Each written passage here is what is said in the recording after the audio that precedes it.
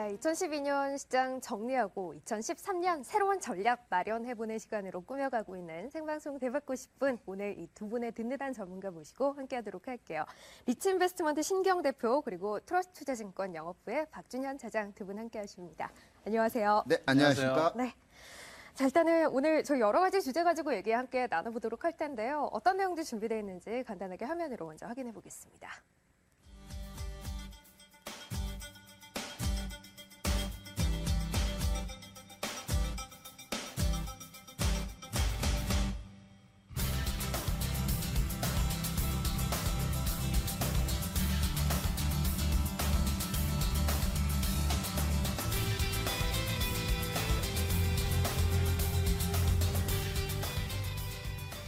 네, 먼저 첫 번째 키워드 가지고 박준현 차장과 얘기를 좀 나눠볼까 합니다.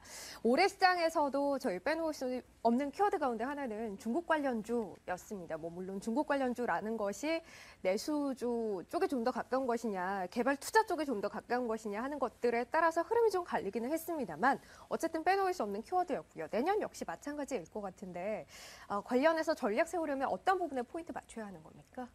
예, 일단은 중국 관련 섹터는 일단 그 투자자들이 좀 고민이 좀 생기실 시점이 아닌가라고 생각을 합니다. 네. 왜냐면은요, 작년에 올해 상반기에 잘 나갔던 종목군들, 예, 중국계의 인바운드 여행 수요와 관련된 종목군, 혹은 수출하는 내수주의 관점에서 보는 음식료 관련주들 같은 경우에는 이익의 창출에 대해서는 큰 고민이 없습니다. 내년도에도 굉장히 큰 수익을 벌어들일 것이라는 거는 아마 모두가 동의하는 부분인데요. 문제는 뭐냐면 너무 많이 올라 있기 때문에 이제 밸류에이션에 대한 고민이 생길 수밖에 없는 부분이고요.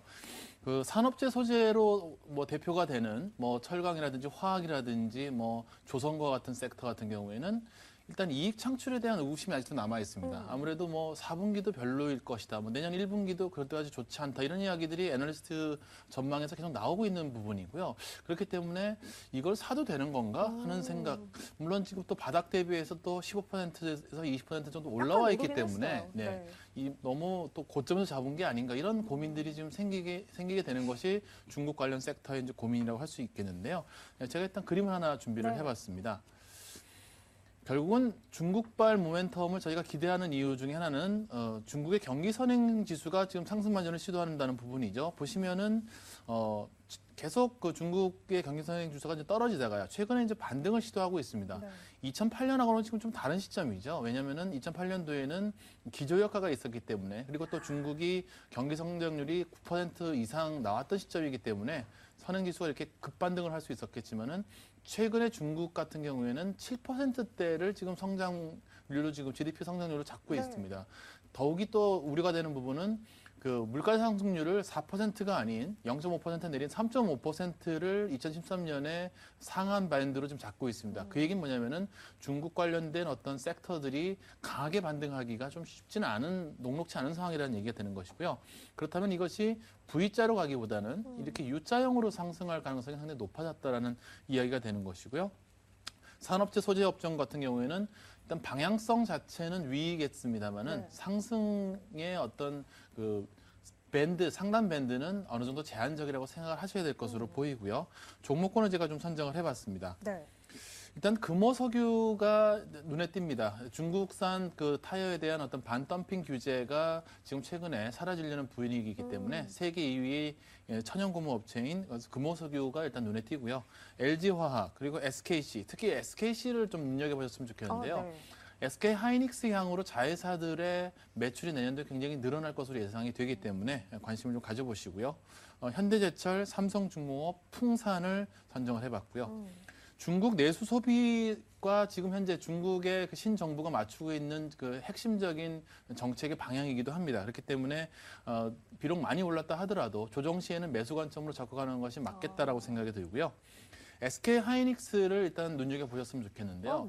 이 SK 하이닉스가 사실 그 개인 투자자들이 그 좀 대응하기가 쉬운 종목이 아닙니다. 맞아요. 그렇지만은 4분기 턴어라운드를 거쳐서요. 최근에 시장에서 나오는 뉴스 중에 하나는 중국에서 만든 중국산 스마트폰이 시장 점유율을 넓히고 있다는 이야기들이 간혹 소개식이 들렸을 거고요. 삼성전자를 맹추격하고 있다는 이야기도 나왔을 겁니다.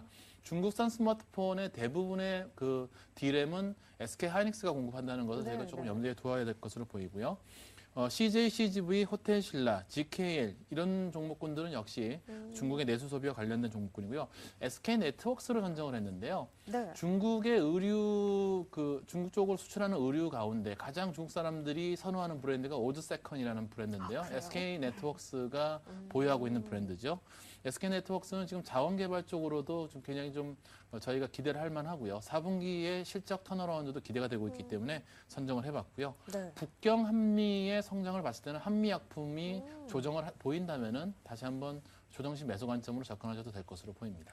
그러면 이 소재 산업재 섹터 그리고 이 내수 소비 관련된 섹터 각각의 종목들 접근할 때 목표로 하는 이 수익률의 정도는 좀 차이가 있어야 하는 겁니까? 일단은 그 정도는 이미 키 맞추기가 어느 정도 이루어졌다고 생각이 드는데요. 네. 왜냐하면 이미 내수 성장과 관련된 섹터는 많이 올라 있기 때문에요. 네. 여기서 추가적으로 더 오버슈팅하기를 기대하기가 아. 쉽지 않다. 그래서 제가 조정시 매수 관점이라는 네네. 말씀을 드린 부분이고요. 산업재와 소재 섹터는 이미 뭐 빠질 만큼 많이 빠졌기 때문에 어느 정도 그 얕은 조정을 보여서 들어가더라도 제가 봤을 때는 충분히 수익률이 나올 것이라고 봅니다. 다만 이제 문제는 뭐냐면은 내년도의 트렌드 자체가 어느 섹터 쪽에서 더 강하게 들어갈 수 있느냐. 결국은 이건 실적으로 저희가 점검할 수밖에 네네. 없는 상황이기 때문에 그건 저희가 좀 지켜봐야 되는데요. 전 개인적으로는 일단은 산업재와 소재 쪽을 지금 정도에서 매수를 하시고요. 내수 성장 소비 관련주들 같은 경우에는 지수가 좀 조정을 받았을 때 들어가신다면은 이쪽 섹터는 아무래도 이익에 대한 의심이 없기 때문에 네. 갑자기 뭐 장대 항목을 뽑는 경우가 상당히 많습니다. 최근에도 사실 이쪽 섹터들이 당일 상승률이 상당히 높은 모습들을 보여주거든요. 문제는 뭐냐면은 이쪽 섹터는 장대 양봉이 나왔을 때 따라 들어가면은 항상 물리는 경우가 있기 때문에 내수 성장과 관련된 섹터는 조정시 그리고 산업과 산업재나 소재 관련 섹터들은 주가가 상승 후에 약간의 조정을 보일 때 들어가도 네네. 된다. 이런 식으로 대응을 해나가시면은 크게 문제는 없을 것이라고 봅니다. 알겠습니다.